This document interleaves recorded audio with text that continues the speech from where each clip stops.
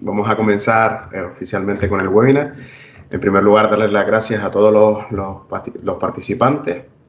Hoy estamos en una nueva sesión de la Oficina Acelera Pyme de la Cámara de Comercio de Gran Canaria.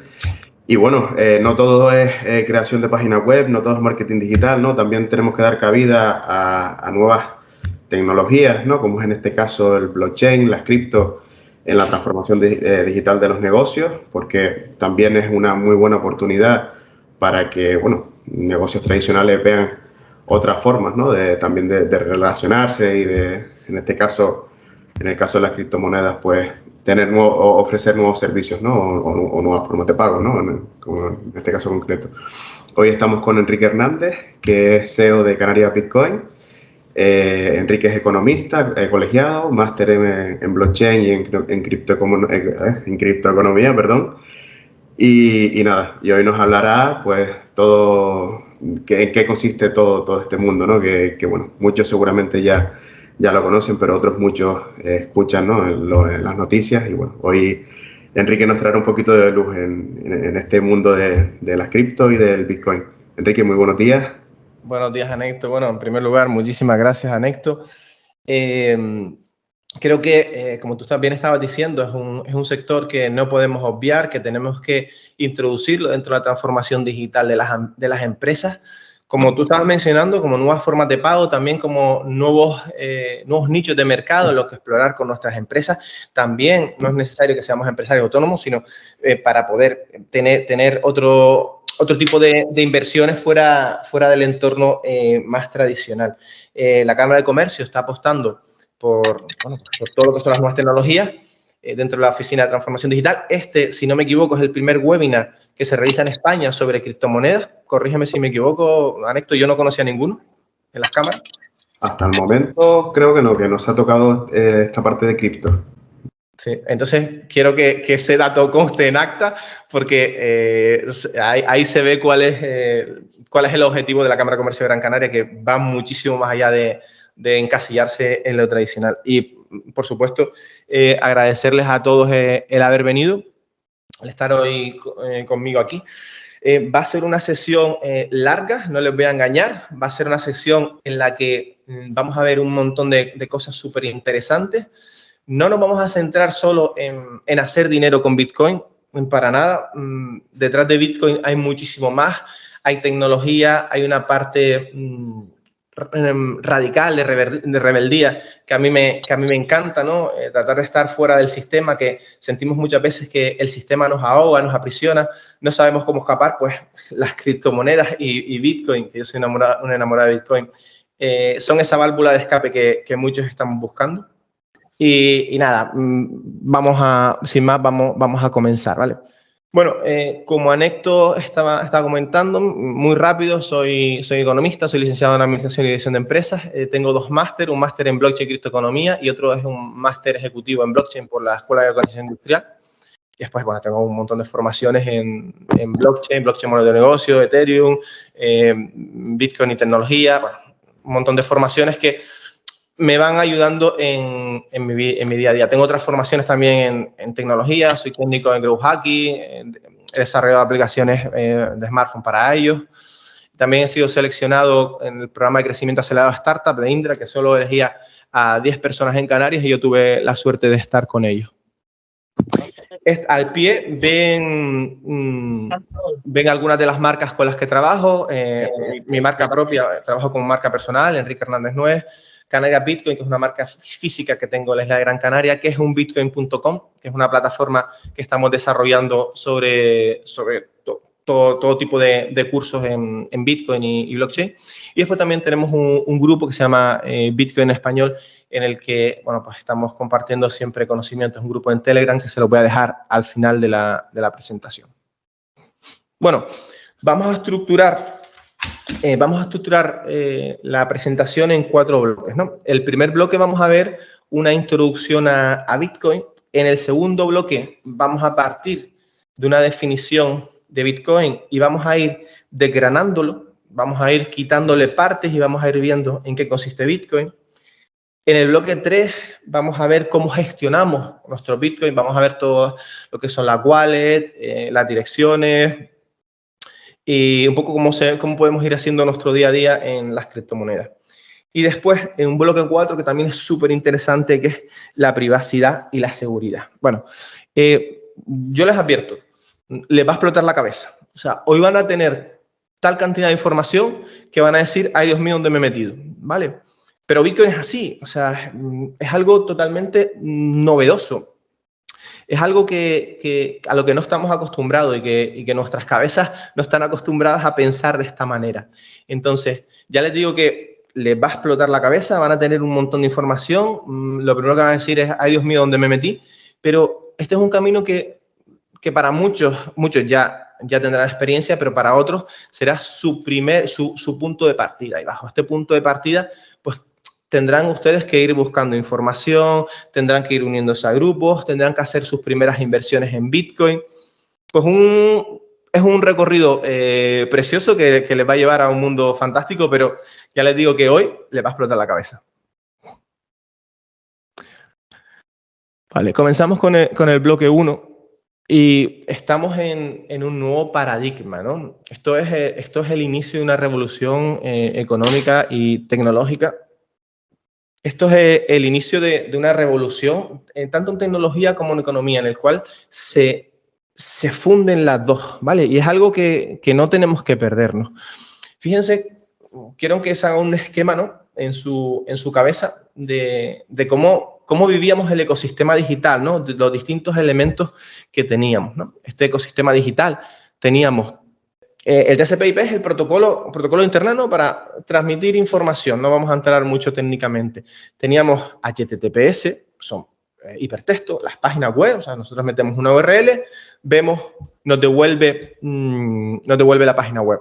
SMTP/POP, correo electrónico. También fíjense que tenemos nuestra identidad en Internet, ¿no? Nosotros ahora, aparte del metaverso, que hoy no entraremos, pero teníamos nuestra identidad en Facebook, en Twitter, en las distintas redes sociales que nos permitían interactuar online con distintos usuarios y con distintos servicios, ¿no? Pero nos faltaba algo, Vale, teníamos todos los elementos. O sea, nosotros podríamos coger nuestro cuerpo físico y meterlo en Internet, pero faltaba algo. Y lo que faltaba era esto. Faltaba un dinero virtual, un dinero nativo de Internet. No la digitalización del dinero, que son cosas distintas. No confundamos los términos.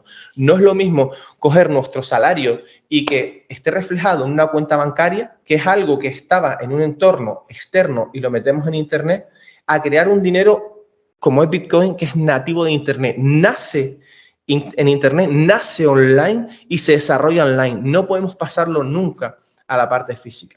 Pues esa es la pieza que quedaba en este ecosistema digital. Y ahora les voy a poner un vídeo que me parece súper interesante, que es del año 1991. Vamos a verlo.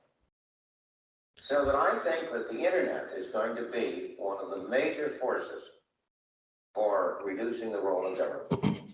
The one thing that's missing, but that will soon be developed, is a reliable e-cash. A method whereby on the internet you can transfer funds from A to B without A knowing B or B knowing A. The way in which I can take a $20 bill and hand it over to you, and there's no record of where it came from. And you may get that without knowing who I am. That kind of thing will develop on the internet, and that will make it even easier for people to use the internet. Of course, it has its negative stuff. Este señor que hemos visto en el vídeo es Milton Friedman, es premio Nobel de Economía, era porque ya fallecido, premio Nobel de Economía. Y ya Milton Friedman en el año 1991, una mente privilegiada, una mente que estaba muchísimo más evolucionada que su tiempo, en el 91, ¿vale? En los principios de Internet, ya nos decía que era necesario ese dinero, tenía que existir un dinero nativo de Internet en el que pudiéramos transmitir valor, ¿no? Entonces, dentro de esa utopía que nos planteaba Milton Friedman, pues surgen los nuevos paradigmas, ¿no? Vamos a hacer una pequeña definición de paradigma que la tenemos ahí en pantalla, que es el concepto de paradigma intenta captar el conjunto de reglas o principios que guían las decisiones tecnológicas y económicas en un periodo de tiempo determinado en un entorno comunidad. Les resumo muy rápido, ¿vale? Las cosas, las reglas, los principios que van a cambiar el futuro, ¿vale? Que van a cambiar el futuro ahora. O sea, cosas que se van a aplicar a día de hoy que dentro de un tiempo van a hacer que vivamos en otro entorno totalmente distinto. Y esto es lo que ha hecho Bitcoin, ¿no? Ha cambiado las reglas del juego para siempre. Llegó para quedarse y cambiarlo absolutamente todo. Es una tecnología revolucionaria que va a cambiar y está cambiando cómo entendemos el dinero, cómo entendemos la forma de relacionarlo. Y les digo una cosa, a todos los que están aquí, tenemos que estar ahí. O sea, todos los que han entrado en este webinar están interesados en Bitcoin, están interesados en la criptoeconomía. Y tenemos que estar, y no pensemos que lo estábamos hablando antes de comenzar la charla, no pensemos que llegamos tarde, para nada, para nada. Bitcoin tiene, la primera transacción de Bitcoin se hace en el año 2010 y estamos en 2022. Son 12 años. 12 años para una economía no es nada. O sea, no es en pañales, es que estamos como un embrión. Pese a que para una tecnología 12 años es muchísimo, Bitcoin no ha sido una tecnología que haya sido explotada. Hemos estado en el underground, hemos estado apartados del sistema y ahora es cuando se nos empieza a tener en cuenta. Por lo tanto, no nos bajemos de este tren y súbanse a este tren porque es súper interesante. Fíjense que estábamos hablando de paradigmas, ¿no? O sea, ¿qué nos ofrece Bitcoin? ¿Qué es nuevo en Bitcoin? ¿Qué le da Bitcoin a la sociedad en la que vivimos de novedoso en cuanto a tecnología? Bueno, pues fundamentalmente estos 4 elementos que vamos a ir viendo durante la presentación, que es el peer-to-peer, la minería, la criptografía y el ya archiconocido blockchain, ¿no? Estos 4 elementos forman un nuevo paradigma tecnológico que va a ser, como estábamos hablando, como acabamos de definir paradigma, va a ser que poco a poco todo vaya evolucionando, todo vaya cambiando. Estos 4 elementos son fundamentales. Y después, por otro lado, tenemos un nuevo paradigma económico. Cuidado, que tenemos fíjense lo que pone aquí, un nuevo sistema económico autónomo. Es un sistema económico que tiene, fíjense, su propia moneda, que es el Bitcoin, sus propias reglas, que es el protocolo, que es las cosas, cómo se hacen las cosas en Bitcoin. O sea, un protocolo no es más que cómo llegamos de A a B con una serie de reglas. Tenemos unos usuarios que somos nosotros, son los Bitcoiners. Y tenemos unos elementos que iremos viendo durante la presentación, que son los validadores, que son los nodos y los mineros. Bien. Con estos 4 elementos podríamos tirar abajo el sistema económico actual, el sistema financiero, no lo necesitaríamos para nada, porque es un sistema totalmente autónomo. Podríamos transferir valor a cualquier parte del mundo solamente teniendo una conexión a Internet y vamos a ser independientes de cualquier tipo de banco, de cualquier tipo de tercero que nos determine si podemos hacer las cosas o no. Tenemos los usuarios, que somos nosotros, somos los Bitcoiners, y tenemos una serie de reglas, ¿no? Que es el protocolo Bitcoin, que no deja de ser un software. Lo que les comentaba, realmente tenemos una nueva economía, ¿bien? Que es la criptoeconomía. Criptomoneda más economía, pues criptoeconomía. No nos hemos complicado mucho la vida en ese tema. Que nos va a dar un control de nuestros activos, fuera del paradigma tradicional, fuera del establishment, de lo que ya teníamos, ¿vale? Podemos controlar nuestros activos, nuestro dinero, nuestro valor. Podemos hacer con él lo que queramos sin que interfiera un tercero. Eso no se había visto nunca en la historia de la humanidad. Y estamos ante una nueva economía real, ¿vale? Que ya está aquí. Y escúchenme, es imparable que nadie de los que está aquí crea que esto es una moda. Esto no es una moda. Ya les dije antes que esto ha llegado para quedarse y está inundando absolutamente todo. Después veremos un poco de historia de Bitcoin, veremos pre-Bitcoin y post-Bitcoin y veremos cómo cada vez más pues, se está anquilosando, está entrando, se está capilarizando en cualquier rama que veamos de absolutamente cualquier sector, ¿vale? Y no pensemos que a lo mejor no, los bancos tradicionales no tienen nada que ver con Bitcoin. No, muchos conocerán Coinbase, que es una de las mayores plataformas de intercambio de criptomonedas del mundo. Y si ustedes miran quiénes son los inversores de Coinbase, detrás de Coinbase está BBVA. Bueno, un poco esto es CoinMarketCap, es una de las páginas o la gran página de referencia de las criptomonedas en las que les pongo un poco, es simplemente un pantallazo, pero para que vean ustedes la cantidad de criptomonedas que tenemos, que es un mercado que se está moviendo muy rápido, que hay muchas cosas que hacer, que hay mucha tecnología, hay muchas cosas nuevas. Estamos hablando antes del metaverso, están los NFT, están los DEX, que son los exchanges descentralizados, las DAO, organizaciones distribuidas. Hay tal cantidad de cosas que se está capilarizando tanto, se está moviendo tan rápido, que lo que le comentaba, esto no es una moda, es imparable. Fíjense que solo Bitcoin, atentos, tiene una capitalización, y lo voy a leer, que lo tengo aquí en la chuletilla, de 790.000 millones de dólares. 790.000 millones de dólares suponen que está en capitalización, y la capitalización es número de activos por el valor, el número de Bitcoin por su precio de mercado. Está por delante de empresas como Tesla, por delante de empresas como Facebook, como empresas Alibaba, que es el propietario de AliExpress. O sea, esto es una auténtica locura. Les invito a que cuando quieran se metan en esta página y empiezan un poquito a indagar para que cada vez puedan ir viendo más la profundidad de esto, y si alguno tiene dudas de si esto es una moda o no, simplemente echándole un vistacito a CoinMarketCap, pues va a disipar esa duda.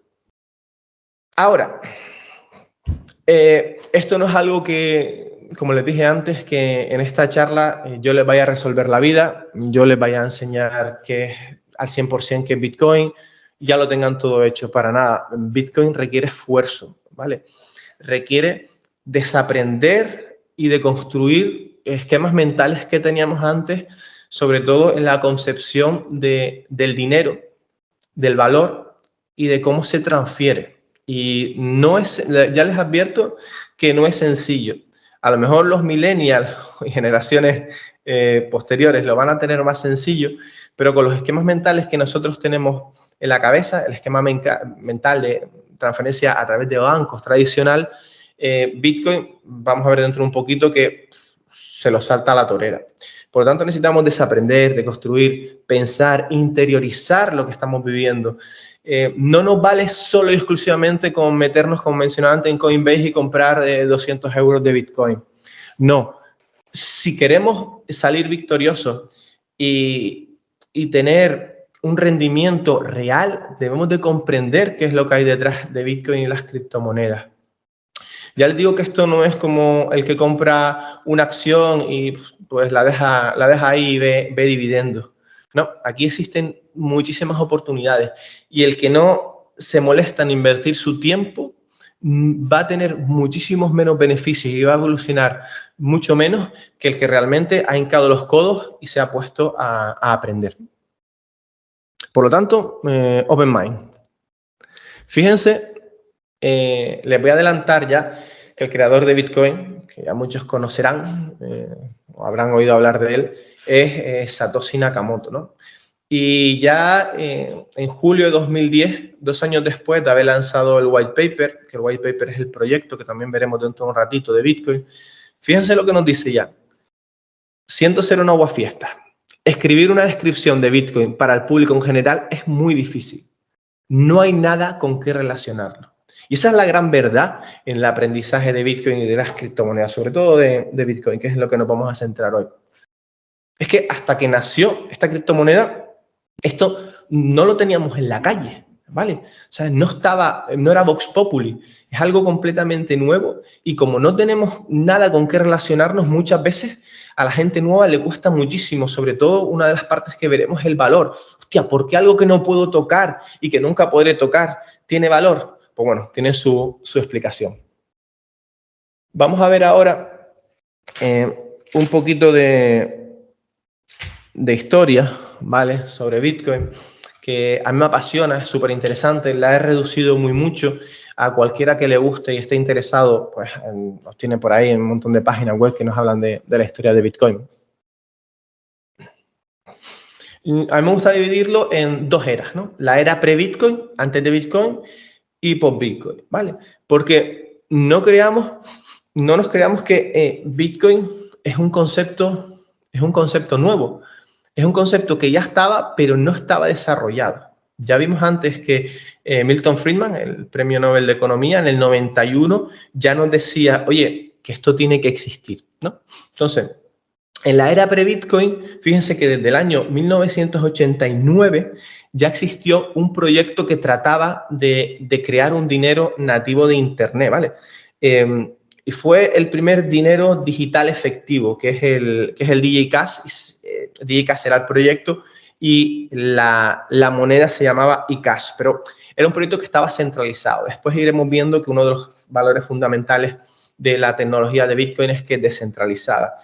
Este proyecto se cierra y en 1998 la empresa DigiCash quiebra y, bueno, pues esa tecnología se entierra.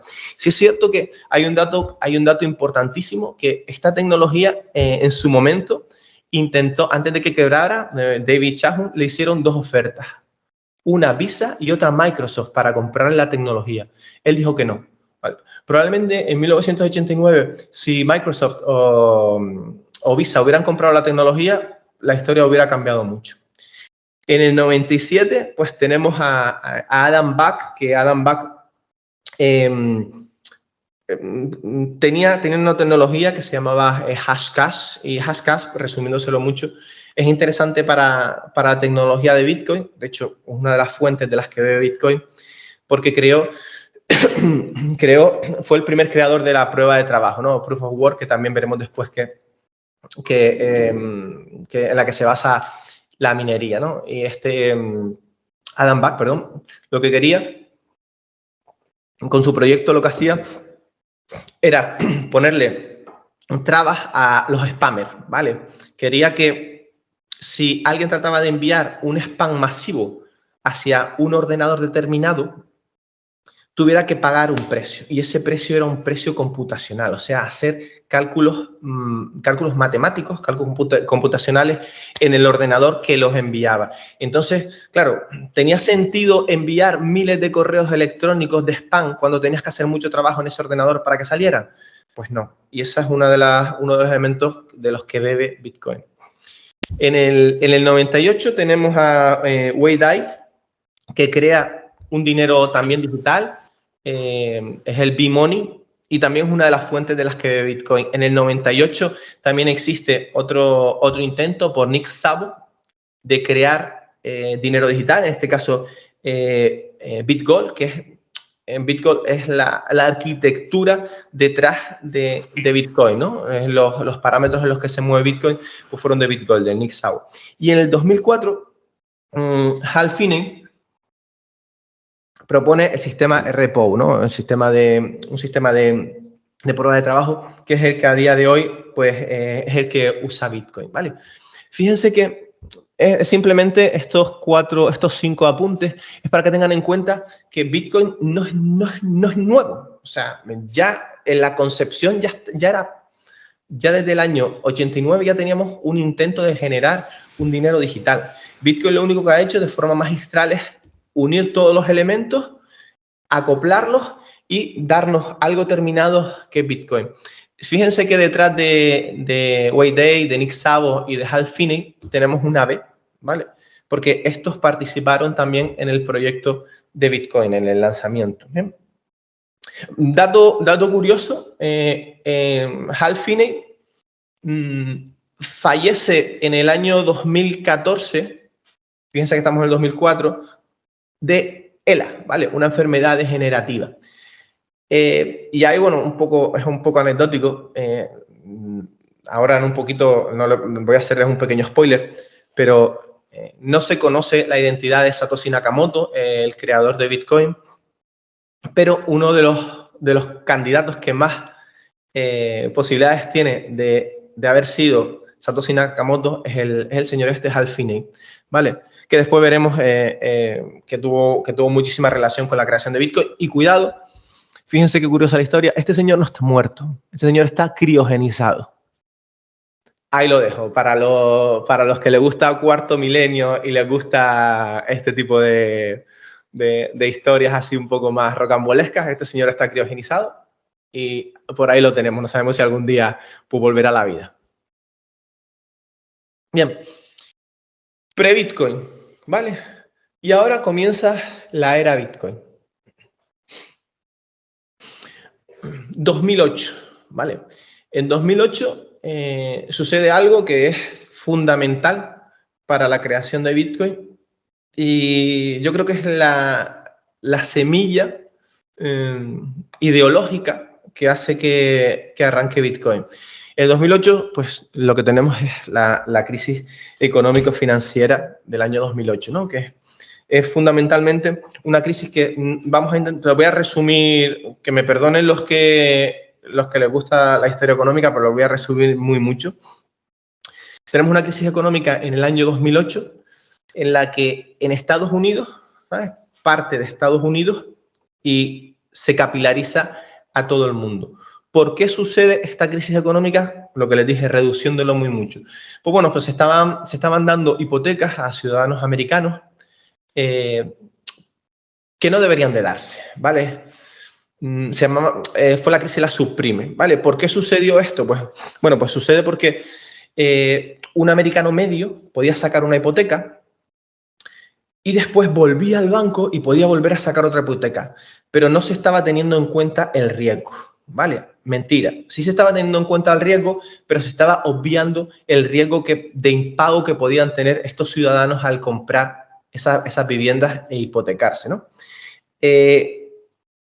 Lo que se hacía es que esas hipotecas, saben ustedes que la deuda se puede vender, ¿no? O sea, las deudas se comercian, se venden a través de un porcentaje de interés, pero se venden. Entonces, lo que se hacía fundamentalmente era que cogían estas deudas y las vendían, ¿vale? Los bancos vendían estas deudas. Y, ojo, decían que el riesgo de esas deudas, fíjense ustedes qué mala praxis, decían que el riesgo era del 0,12% riesgo de impago, cuando la realidad era que era del 28% la probabilidad de impago de esos productos financieros. La probabilidad de que esas hipotecas no se pagaran era del 28% y la estaban vendiendo a un 0,12%. ¿Qué es lo que sucede? Lo que sucede es que de repente, pues esto empieza a correrse la voz y la gente quiere liquidar, la gente que había comprado esa deuda, quiere liquidar la posición, o sea, quiere que se le devuelva el dinero. Vale, esto no era posible. No fue posible y esto supuso una crisis mundial que fue un efecto dominó. Comenzó en Estados Unidos, cayendo el banco Lehman Brothers. Eso fue efecto dominó, empezaron a caer un montones, así llegó a un montón de partes del mundo. Y fíjense qué casualidad que es el mismo año en el que se crea Bitcoin, ¿no? En el que se crea el white paper, el proyecto de Bitcoin. Y fundamentalmente porque hay un elemento, el elemento fundamental de esta crisis económica, reduciéndolo muy mucho, es la pérdida de confianza. Se pierde la confianza en el sistema bancario, en el sistema financiero tradicional. Porque había unos señores que no tenían una mala praxis, habían señores que estaban engañando a la gente, ¿de acuerdo? Eran estos que vendían esos productos financieros, la subprime, y la vendían diciendo que tenían un 0,12% de probabilidad de impago y era un 28%. Entonces, es una crisis de confianza. Y quiero que se queden con ese concepto. ¿Bien? Bueno, esto que tienen en pantalla son 9 páginas, ¿vale? Son solo 9 páginas que han cambiado la economía para siempre, ¿no? Bitcoin a Peer-to-Peer Electronic Cash System. Este es el proyecto que plantea Satoshi Nakamoto para crear un dinero nativo de Internet, ¿no? Un dinero cash, un cash digital, ¿no? El efectivo que todos conocemos, pero en un formato digital, ¿no? Yo a veces, cuando hago consultoría o formaciones, les digo a mis clientes, es como si tú cogieras un billete, como si cogieras un billete de 5 euros y lo metieras por la pantalla del ordenador. ¿Por qué eso es Bitcoin? Es dinero efectivo, pero en formato digital. Y es un concepto que, como les decía antes, es complejo de entender y tenemos que irlo interiorizando y, como se suele decir en temas culinarios, hay que irlo macerando poco a poco. Pues esto es la portada del white paper que nos plantea Satoshi Nakamoto en el año 2008 y que son solamente 9 páginas, solo 9 páginas. En el año 2008, Satoshi Nakamoto pues, lanza este white paper, que es un dossier de 9 páginas, como hemos dicho, en las que nos plantea cómo tiene que ser un sistema electrónico peer-to-peer, o sea, de entre pares, de uno a uno, de punto a punto.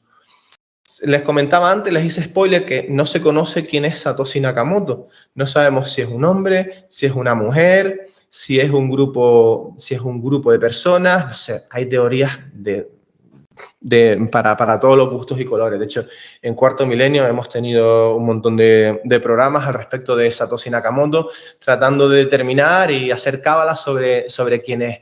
Algunos dicen que son agencias nacionales de Estados Unidos, una serie de historias que por ahora lo desconocemos, pero sí, dentro de estas curiosidades que me gusta contarles, estamos viviendo en la era del control, en la era del gran hermano, en la era de que encontramos a Bin Laden, que estaba escondido no sé dónde, íbamos y lo matamos, encontramos a cualquier persona, encontramos una aguja en un pajar en cualquier parte del mundo.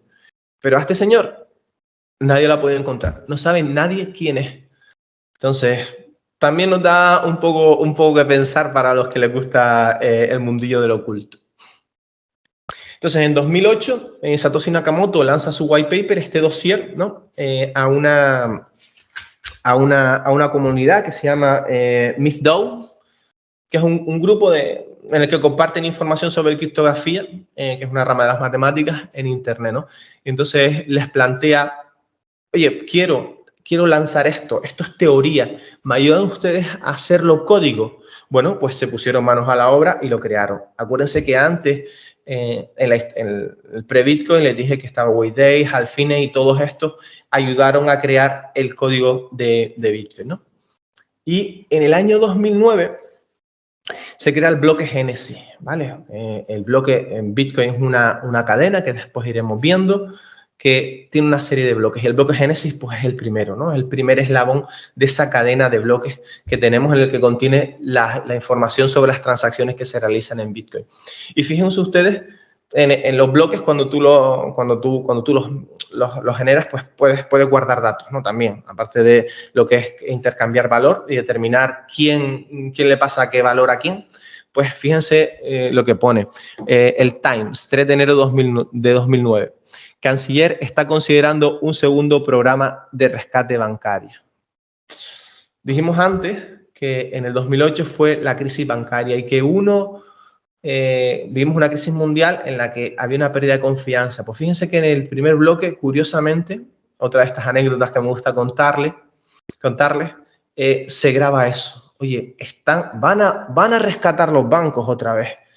Entonces, hay mucho de esa crisis de 2008 en todo Bitcoin, ¿no? En el 2009 se realiza la primera transacción. La primera transacción la recibe Halfine, ¿vale? Que fue este que tenemos ahora criogenizado. Satoshi Nakamoto le hace la primera transacción a Halfine para probar el sistema. En 2010 tenemos, que muchos la habrán oído, fue la primera compra de Bitcoin de la historia, en la que se pagan, pues que creo que eran, fíjense, son 10.000, se pagan 10.000 Bitcoin del 2010, que eran aproximadamente unos 40 y pico, unos $50 por unas pizzas, ¿vale? Esto es, quien lo pagó se llama Laszlo Hansey y compra unas pizzas por 10.000 Bitcoin. Son las pizzas más caras de la historia, por supuesto. Eso fue el 22 de mayo de 2010 y el 22 de mayo de 2010, todos los 22 de mayo se celebra a nivel mundial el Bitcoin Pizza Day, en el que, bueno, pues los bitcoiners pues, compran pizza, se reúnen frente a una pizza y recuerdan esto. Pero fíjense, que pagó 10.000 Bitcoins, ¿no? ¿Verdad? En aquella época, qué locura. Seguimos avanzando, ¿no? Ya vamos caminando en la historia de Bitcoin. Estos son algunos de los hitos. En el 2010, Wikileaks, que es la organización del archiconocido Julian Assange, que se dedica a desclasificar documentos pues, que ponen en peligro, ponen en entredicho el buen hacer de X gobiernos, y bueno, pues está perseguido mundialmente, está exiliado no sé dónde, no sé si está ahora en Reino Unido, pues no lo sé. Bueno, pues en su momento, Visa, Mastercard, PayPal le cierran, le censuran el ingreso de dinero a su organización. Esta organización tenía millones de donaciones que le llegaban para seguir ese trabajo que estaba realizando de destapar a los malos, ¿no? A la gente que estaba haciendo cosas malas, y estaba dejando a muchos gobiernos, permítame la expresión, con el culo al aire, ¿no? Estaban poniendo a mucha gente entre la espada y la pared. Pues de repente, Visa, Mastercard, PayPal, todos los sistemas que eran terceros, que hacían que entrara dinero en Wikileaks, se capan y ninguno les permite ingresar dinero en la organización. Pues, ¿qué es lo que sucede? ¿Qué hace Julian Assange? Dicen, vale, pues me pagan ustedes en Bitcoin. Bien, pues este fue el primer uso de Bitcoin frente a la censura, a una censura de un organismo, de una persona, ¿no? No podían pagarle de otra manera, pues dijo, pues lo hago por Bitcoin. Y nadie pudo pararlo. Y a día de hoy, Wikileaks pues tiene millones en Bitcoin de esas donaciones que le han ido haciendo. En el año 2011 sucede algo que para mí es súper importante en la historia de Bitcoin, es que Satoshi Nakamoto desaparece, ¿vale? Gavin Andersen era el segundo de a bordo en el proyecto de Satoshi Nakamoto, era el albacea del código de Bitcoin y uno de los programadores que más estuvo activo. Y este Gavin Andersen recibe un correo de una agencia estadounidense de información, ¿no? Como una parecida a la NSA. Y le dice, oye, queremos que nos cuentes, que vengas y nos digas de qué va esto de Bitcoin, ¿no? Ups. El Gavin le manda el correo electrónico y dice, mira, Satoshi, lo que me han mandado.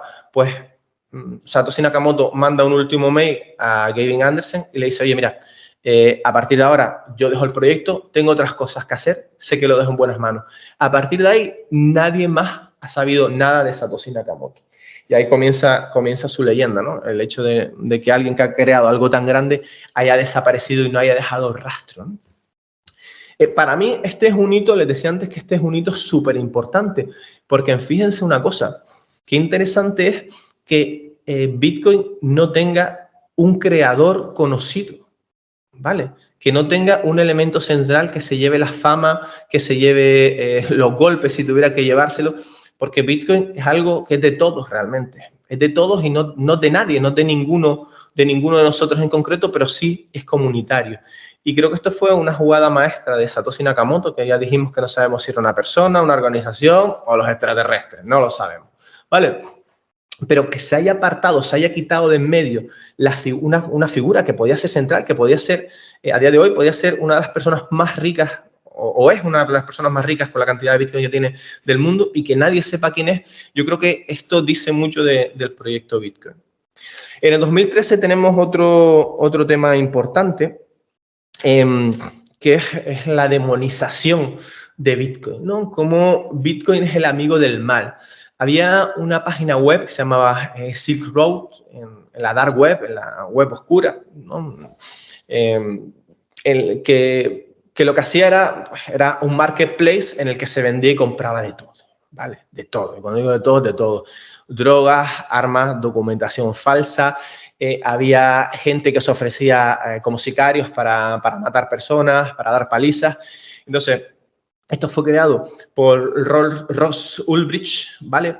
Y Ross Ulbricht pues cobraba, esos servicios se pagaban con Bitcoin, ¿no? Entonces, fue un año en el que pues, se demonizó mucho a Bitcoin y se vio, gracias a Dios, ya eso pues, ha caído, esa forma de ver Bitcoin ya cada vez es menor, se veía como para maleantes, para malhechores, para gente que lo único que hacía era el mal, ¿no? Pero la verdad que fue una época bastante oscura. Poco después, Mt. Gox fue el primer gran exchange del mundo y la hackean, ¿vale? Hackean a Mt. Gox y se llevan 800.000 bitcoins, que era un 7% de los bitcoins que existía hasta la fecha. ¿Vale? Entonces, ahí hay otro hito en el que se plantea, oye, ¿cómo se tiene que gestionar Bitcoin? ¿Vale? ¿Es Bitcoin seguro? ¿Bitcoin no seguro? ¿Qué tenemos que hacer? Bueno, a día de hoy todavía sigue el juicio, creo que ya fue el juicio y que se va a entregar, pues, parte de los Bitcoin están congelados y se van a entregar, pero bueno, es un hito que yo considero bastante importante. Después tenemos una época que es de 2014 hasta el 2017 en el que hay un desarrollo del ecosistema Bitcoin pues, muy regurgitante, ¿no? muy emergente. Se crean muchos exchanges, muchas wallets, se dan muchas mejoras, están las primeras adopciones de Bitcoin en los negocios, distintos inversores. Pues es un año muy bueno para Bitcoin. En el año, un periodo de años, de 2014 a 2017. En el 2017 sucede un hito también que es súper importante, que es que alcanzamos los $20.000 por Bitcoin, ¿no? Esa cifra no se había alcanzado nunca. Pasamos en ese mismo año de 1.000, fíjense que lo tienen por ahí debajo, de $1.000 a $20.000. O sea, y empieza un concepto que se llama FOMO, Fear of Missing Out, miedo a quedarse fuera. La gente empieza a comprar Bitcoin de forma totalmente loca, totalmente desproporcionada, porque no quieren quedarse fuera de Bitcoin, ¿no? De hacerse ricos con Bitcoin. ¿Qué sucede? Que Bitcoin después vuelve a caer de precio. A finales de año, de haber alcanzado ese ATH, que es el all-time high, lo máximo que se había alcanzado hasta la fecha, de $20.000, pues cae en picado en 2018 a $3.000. Y ahí surge otro concepto. Oye, ¿es Bitcoin una burbuja? Vale, Bitcoin, ya les adelanto que Bitcoin no es una burbuja, no es un sistema piramidal, no es un Ponzi, no es nada por el estilo. Lo que pasa es que había gente que tuvo miedo a quedarse fuera y después hubo otra gente que quiso vender, ¿no? Entonces, pues te surge esa duda de, oye, esto es una burbuja, esto se va a sostener en el tiempo, pero gracias a Dios, eso ya es algo que también está más que olvidado, aunque todavía hay mucha gente que mata diariamente a Bitcoin, pero es algo que sea una burbuja ya cada vez se ve menos. 2020, año del COVID, Bitcoin sobrevive al COVID, ¿vale? Primero tiene una caída en los primeros meses del COVID, importante, pero después la gente vuelve a ver que Bitcoin es un activo de reserva de valor muy potente, tal vez el activo de reserva de valor más potente que hemos tenido nunca, por encima, yo creo que casi que del oro. De hecho, Bank of America, cuidado, le da en el año 2020 el título del activo más valioso de la década, o sea, Bank of America, un banco tradicional. Esto también son cositas para que se nos vayan quedando en la cabeza. Y después del COVID, pues vuelve a resurgir otra vez el Bitcoin. Muchos compraron en el dip ese, en esa caída que surge en los meses del confinamiento duro. Pero bueno, para nosotros ha sido una prueba de fuego de que realmente Bitcoin es reserva de valor. Y en el año 2021 sucede algo también que hay que reseñar, que es que un pequeño país, que es El Salvador, es el primer país del mundo en hacer Bitcoin una moneda de curso legal, ¿no? Tal vez El Salvador, y lo he dicho ya en medios, se convertirá en un poco en quien se lleve las tortas, ¿no? En el mártir de esta adopción a nivel institucional, a nivel gobierno, a nivel Estado de Bitcoin. No sabemos cómo le saldrá la jugada a Nayib Bukele, que es el presidente y precursor de hacer Bitcoin moneda de curso legal, pero bueno, es un hecho reseñable y es muy interesante tenerlo en cuenta porque ya hay otros países que quieren legalizar Bitcoin de esta manera. Que ojo que Bitcoin no es ilegal, o sea, bueno, a ver, hay algunos países en los que sí se ha prohibido, pero por lo general Bitcoin no es ilegal. En Europa Bitcoin no es ilegal, en España Bitcoin es legal, es una forma de pago. No es una moneda de curso legal, pero sí es una forma de pago. Eso tenemos que tenerlo claro, que no somos delincuentes ni lo seremos por usar Bitcoin. Seguimos en 2021 y 2021 es que ha sido una auténtica locura. Ya les comenté antes que hemos salido de la parte underground para salir a los grandes escenarios, ¿no? Al mainstream. Ha habido un crecimiento de locos. Empresas como Tesla, MicroStrategy han invertido. PayPal ahora acepta Bitcoin también en su checkout. Visa se asocia con uno de los grandes de exchange, que es Crypto.com, y hacen la primera transacción cripto de la historia en tarjeta de crédito. Coinbase entra a cotizar en el Nasdaq. Dios mío, Coinbase, una empresa 100% nacida en el mundo cripto que esté cotizando en el Nasdaq. Eso es un hito brutal, ¿vale? Y ya les comenté antes que además uno de los grandes inversores que ahora está detrás y que ha metido dinero para que Coinbase suba, para que Coinbase crezca, es el BBVA. También hemos tenido, empezamos el año, el 2021, con un Bitcoin a $29.300 y el 11 del 12 de 2021 llegamos a $67.000 por Bitcoin, que ha sido el ATH más grande de la historia, el all-time high, lo máximo que ha alcanzado Bitcoin. 2021 ha sido una auténtica locura, ¿no? Y seguirá siéndolo durante 2022, ¿vale? Porque, como les comentaba antes, tenemos muchísimas oportunidades y muchísimo que hacer. Tres elementos, ¿no? Por un lado, los exchange, estamos mencionando que son los lugares donde se compra y se vende. Por otro lado, Bitcoin, que es una de las criptomonedas, la criptomoneda principal. Y por otro lado, tenemos a la Hacienda Española, ¿no? A la agencia tributaria. Tú en Bitcoin vas a tributar por la diferencia entre el precio de compra y el precio de venta. Ahí te genera un beneficio. Eso es lo que... Y hablamos de empresa, ¿vale? No, perdón, hablamos de declaración de la renta, no hablamos de impuestos a sociedades. Tú, por ese diferencial, vas a tributar. Bien. Ahora, ¿cómo consigue la información la agencia tributaria? Pues la agencia tributaria ahora mismo pues anda un poco de aquella manera, un poco perdida, porque a quien tendría que solicitarle esa información sería estos exchange. Pero estos exchange no están regulados y suelen estar en países en los que no hay ningún tipo de convenio de convenios fiscales, ¿no? para traspasar esa información. Entonces, la agencia tributaria lo que a cualquier empresa, a cualquier exchange que esté en España, como por ejemplo que te mencioné antes, Bit2Me, le va a decir, oye, me tienes que pasar la información de esos usuarios. Igual que los bancos, exactamente igual. Cuando nosotros hacemos la declaración de la renta, los bancos de forma directa, sin necesidad de que la agencia tributaria se los piden, vuelcan la información de los usuarios y la agencia tributaria los tiene. Esto no sucede con los exchange, ¿vale? O sea, si nosotros estamos en Binance, la agencia tributaria no va a ir a Binance a decirle, oye, pues dale las cuentas, dale los movimientos y los saldos de Vicente. Eso no va a suceder, eso no está sucediendo ahora, empezará a suceder cuando estos exchange comiencen a regularizarse en cada uno de los países donde tributan. El tema de la fiscalidad no quiero tocarlo hoy porque es un tema que podríamos estar no 2 horas, sino 4 horas debatiendo el por qué, qué es justo y qué no es justo. Vale, pero a lo mejor al final de todo, si alguien tiene alguna duda, la vamos a ir solventando, pero que también entendamos que toda la parte de fiscalidad ahora mismo está en el aire. ¿Vale? De hecho, la declaración de patrimonio del extranjero, España sacó una normativa súper férrea y ya la Unión Europea le dijo, no, eso no es legal en Europa. O sea, que estamos ahí en un tira y afloja, ¿eh? Pero no vamos a intentar no meternos hoy en eso. Hacemos otro webinar para la fiscalidad, ¿vale, Anesto? Hecho, tomamos nota.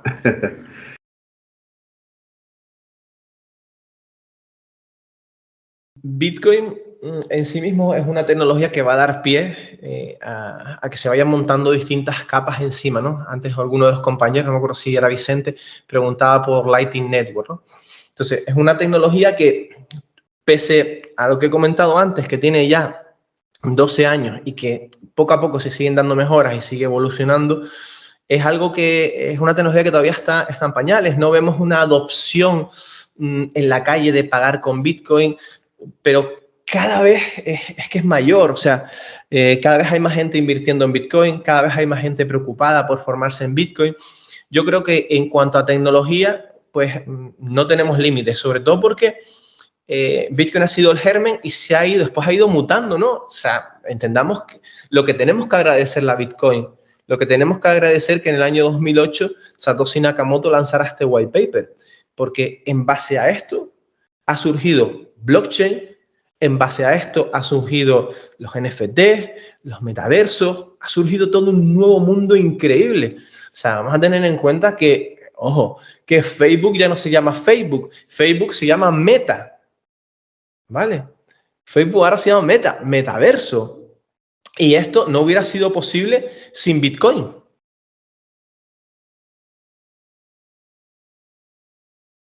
No lo sabemos, ¿vale? Bitcoin es un caballo de bocado y va a depender de lo que nosotros, usuarios, nosotros bitcoiners que estamos todos y cada uno de nosotros estamos ocupados y preocupados en Bitcoin, queramos hacer. ¿Vale? Si seguimos dándole un support, si seguimos dándole apoyo, las cotizaciones seguirán creciendo. Si no tenemos miedo en nuestras inversiones, seguirán creciendo las cotizaciones. Ahora, ni yo ni nadie sabemos decirte un precio, ¿vale? Porque hay gente que pone el target en 100.000, otros 1 millón. Había un analista on-chain que es Stock to Flow, se llama. Se llama Plan B y su modelo es el Stock to Flow, que nos ponía Bitcoin a final de 2021 en $100.000. No sucedió y era ¿A dónde nos llevará el precio? No lo sabemos. Lo que sí sabemos es que tenemos un histórico que nos dice que Bitcoin en periodos superiores a un año siempre ha sido positivo y que la tendencia de precio, que después la veremos, siempre es alcista en el largo plazo. Siempre. Entonces, para los de la tecnología, seguiremos creciendo. Para los que están muy preocupados en el tema de la inversión, seguiremos creciendo. ¿A qué ritmo? Lo determinamos nosotros.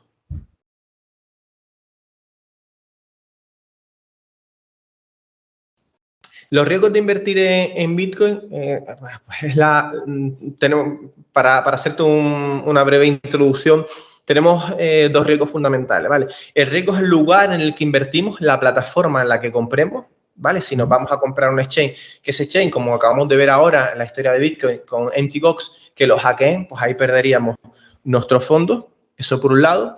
Y después, por otro lado, la volatilidad, ¿no? Son los dos puntos calientes, ¿no?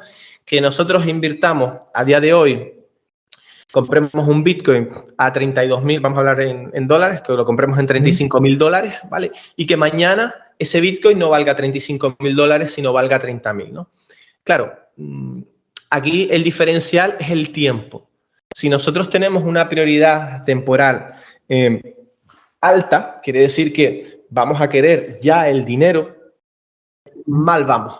La plataforma en la que invertimos puede ser hackeada, perdemos los fondos y la volatilidad es muy alta, por lo tanto, si nosotros necesitamos ese dinero en el corto plazo, cuidado porque nos podemos quedar atascados o perder dinero. Si yo lo compro un Bitcoin a $40.000, pero lo necesito para la semana siguiente y el Bitcoin ha caído y ahora vale 35.000, vamos a tener un problema, hemos perdido $5.000. Entonces, centrémonos en buscar buenas plataformas en las que invertir por un lado y no invirtamos más de lo que podamos perder y más de lo que necesitemos en el corto plazo.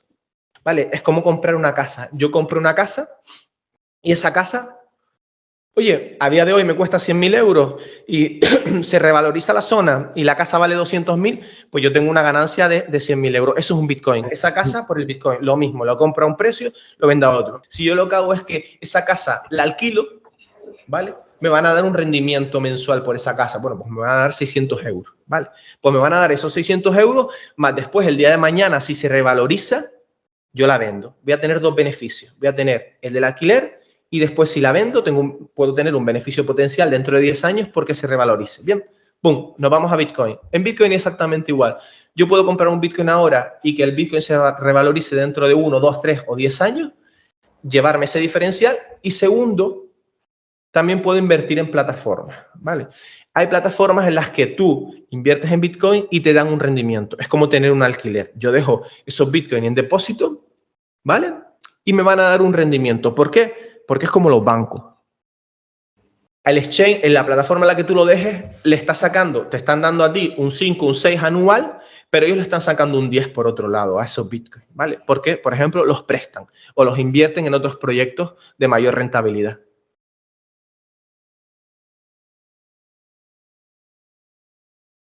Hay algunas que sí, otras que no. Las más grandes, por ejemplo, Binance, pues en algunos países está registrada, Crypto.com también, pero después también veremos que existen una serie de bancos de criptomonedas que técnicamente se llama exchange, intercambiadores, que funcionan de forma totalmente autónoma, funcionan de forma descentralizada y no los controla ni gobierna nadie. Entonces, imagínate que tú pactas unas normas en software, ¿vale? Tú dices, bueno, pues esto va a ser así. Cuando un cliente me ingrese un Bitcoin, yo le voy a dar un 3%, pero eso es de forma automática. ¿no? Se llaman DEX, son exchange descentralizados. En estos exchange descentralizados funcionan las cosas así, ¿no? Son entidades, entre comillas, bancarias, no funciona igual, pero son entidades bancarias en las que nos van a dar rentabilidad por nuestro dinero. De dos formas, algunas que son reguladas, otras que no están reguladas y otras que trabajan de una forma totalmente autónoma, ¿vale? Es como Bitcoin, están ahí, están online, están en Internet, pero no las controla ni regula nadie. Son las que además suelen ser las que más rendimiento dejan.